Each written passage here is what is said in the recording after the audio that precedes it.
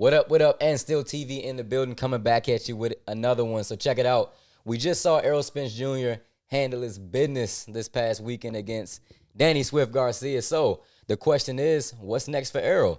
Let's talk about it. Cue the intro. I'm handsome, I'm bad, I'm pretty, and can't possibly be beat. We're just gonna get right to it this time. I promise. I'm living in the prophecy. And I feel ain't nobody hot as me. Ain't nobody strong as we. I'm flexing on your heroes. I'm working on your prodigy. Stay away from envy, boy. That hate is something strong to see. I think I might have came too strong on that. And they might think it's something wrong with that. Let me take it back. And still. Yo, Aaron!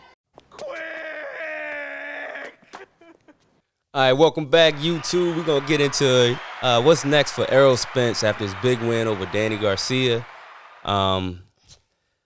Everybody wants a Terrence Crawford fight, but that's probably not realistic. So who you think you want to see, and who should it be? Let's go ahead and skip over Terrence Crawford because everybody talking about that. So reason why we say that's not going to happen because of the promotional companies. Everyone knows Terrence is going to be leaving, or he should be leaving. His contract is up with Bob, next October? So if the fight were to happen, I think that the PBC would wait him out and wait till he ends that contract. Yep. So he either signs with them or he's independent and they don't have to deal with Bob. So we're gonna talk about other possible opponents at this point. Yeah. Well, let's start with the welterweight division. Since that's the division he's in, I think he's clearly the best fighter in the welterweight division. So if we talk about the other champion right now, other than Terrence Crawford, we have Manny Pacquiao. Chances that Manny Pacquiao takes that fight? Well, Manny congratulated Spence and said he wanted the winner of this fight before the fight. Okay. I think Spence is at the point where he's like, sure you do, because I think he wants to keep it good with Manny Pacquiao just in case he don't want to carry him. Mm-hmm. But at the same time, he thinks that he might be clout chasing at this point too, using my name to keep himself relevant. But he's never gonna fight me. But every time I hear about Manny, like I want it to happen just so Errol can get the strap. Get the strap, and also let's just end this chapter.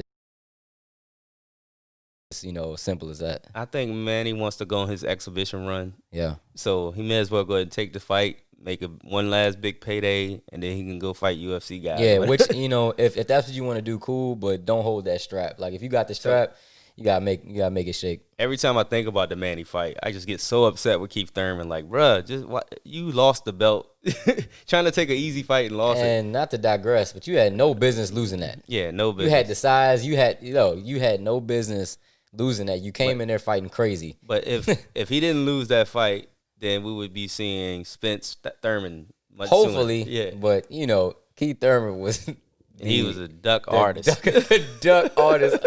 Yo, the duck artist before Canelo was the duck artist. He was the duck artist, bro. He just wasn't as famous as old boy. And he didn't hide it. He didn't mind. No. He was the duck artist. Like the decade.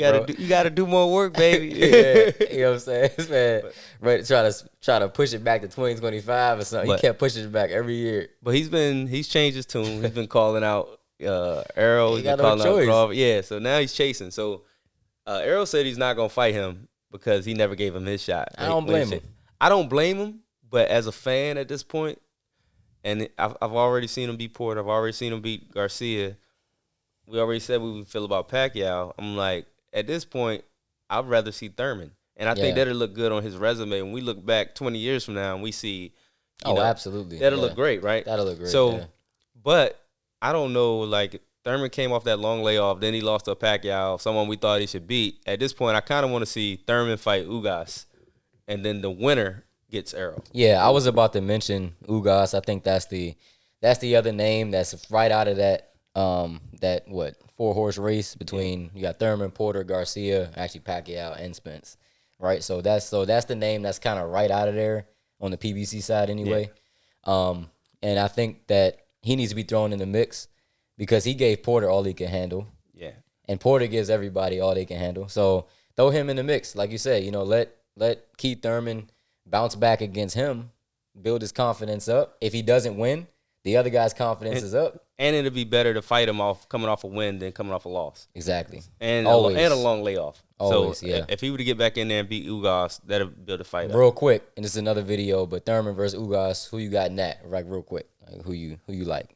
If Thurman is 80% close to what he used to be, Thurman. Then Thurman. Same. So we got what we want to see: Ugas versus Keith Thurman. The winner of that, Keith Thurman. Let's make this Errol Spence fight happen once and for all. And then you clean out that whole side. Hopefully, you get the Terrence Crawford fight. Before we go into any other divisions, right? Mm-hmm. What do you think about? I want to put it out there because he's gaining a lot of steam, and I love the young dude, Boots. It's too Ron early. Ennis. It's too early. It's too early, but that would be a hell of a fight. I think even right now. I don't know, man, because we haven't seen Boots against anyone, and Errol's different, bro.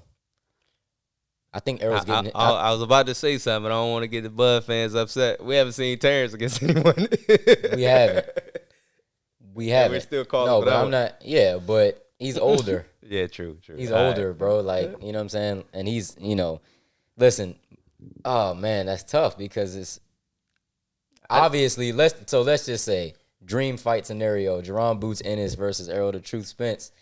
I would obviously pick Errol Spence. Like, I think you'd be crazy not to. Same. But Jerron Ennis got some Roy Jones type of swag in there. I wouldn't be surprised, though, if Jerron Ennis was to either make it a really tough fight where we're like, that could be a draw. You know what I mean? Like, or if he just comes out and just says he's just a notch above him altogether, that'd be crazy. You know what I'm saying? And it's so hard. The reason why, like, you can't even speak on it, it's so hard to tell. Jerron Ennis hasn't fought anyone. it's way too soon, like, but his name is coming up. So look out for him.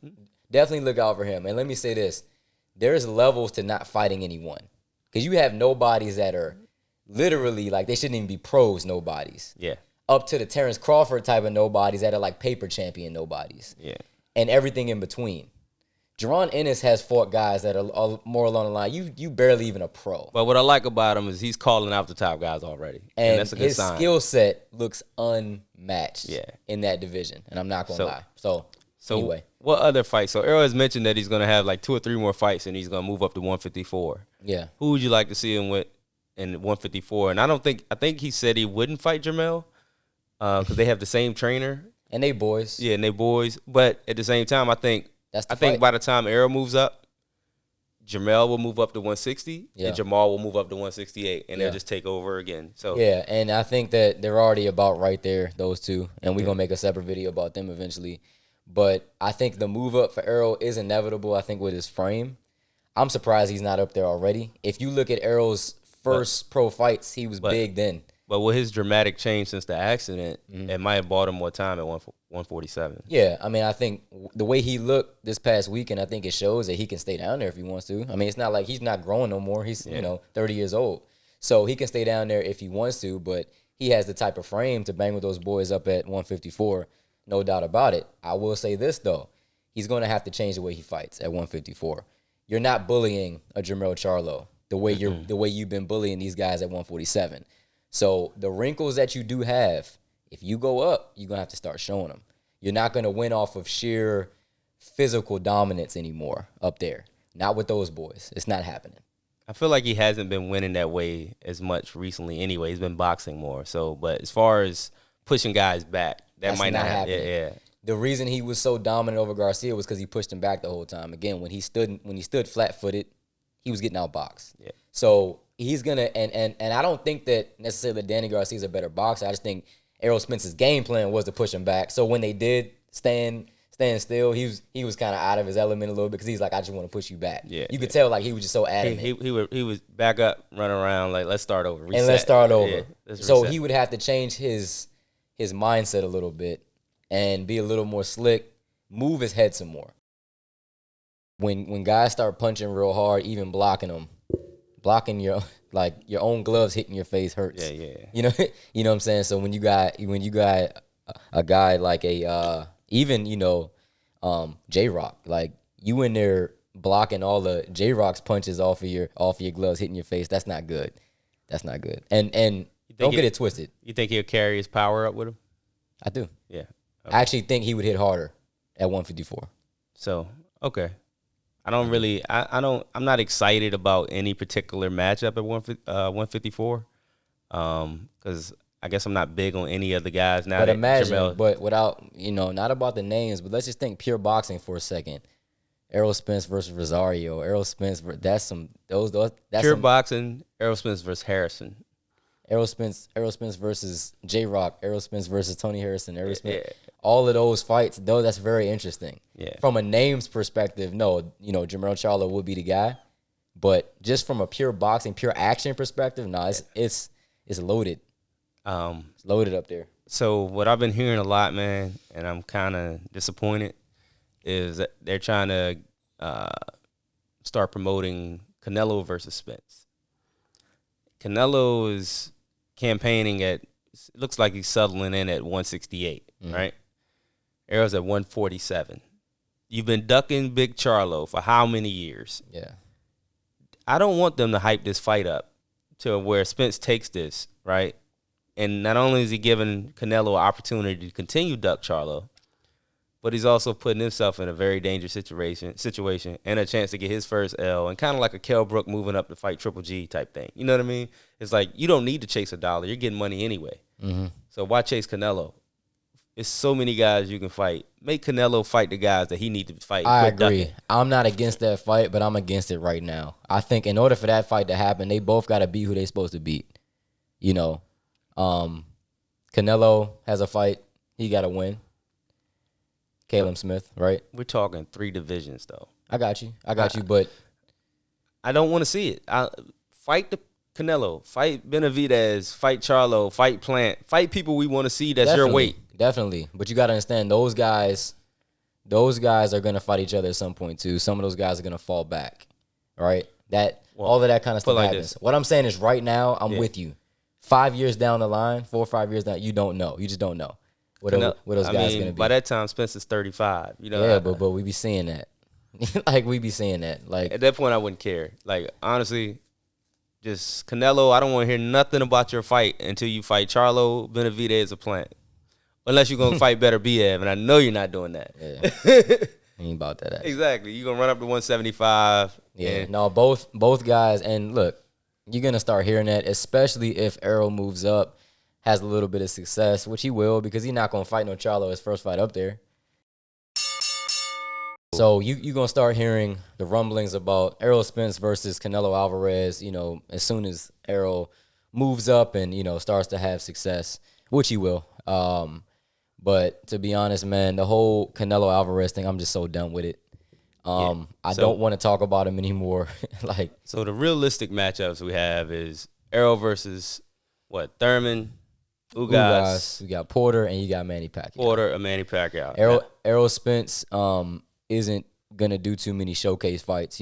Back in the day, you would have your big pay-per-view event, win a real tough fight, and then you would have 2 easy ones, and then you would nowadays, he's not doing that.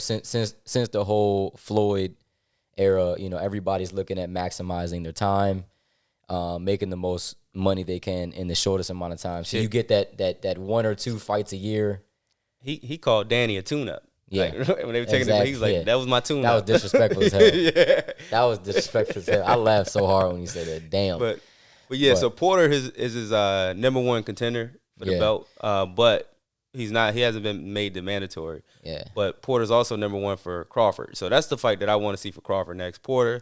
And I feel like if he goes ahead and knock Porter off now, then there will be no obligation for Errol to have to fight him. Right. And I think Errol, because some people, still question that victory and say it was close. Yeah. That may be, some incentive for him to take that fight. And I don't want to see it again. And it's mainly because I don't like the way I don't want to see Sean Porter.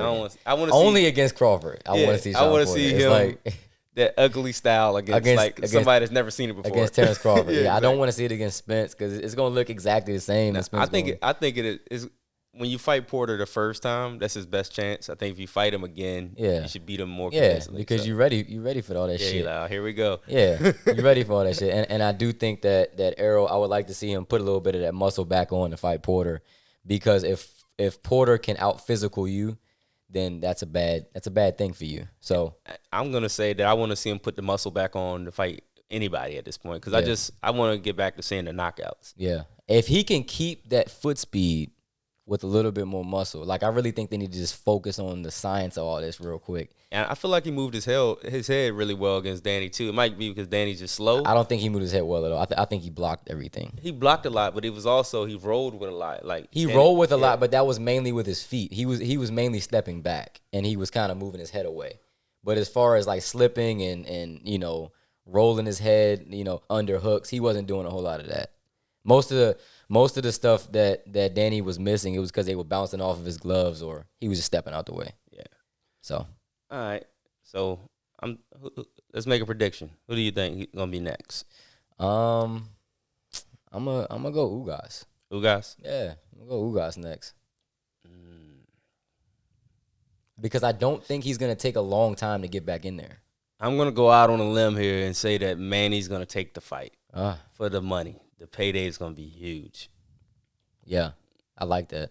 Yeah. Let's go ahead and end the whole Manny Pacquiao book. Yeah, this is the end. On the Errol Spence chapter. This is it. Yeah, let's just go ahead and end that, and you can go do all of your entertainment fights. He can go hang out with Floyd and figure out what famous person they're gonna fight.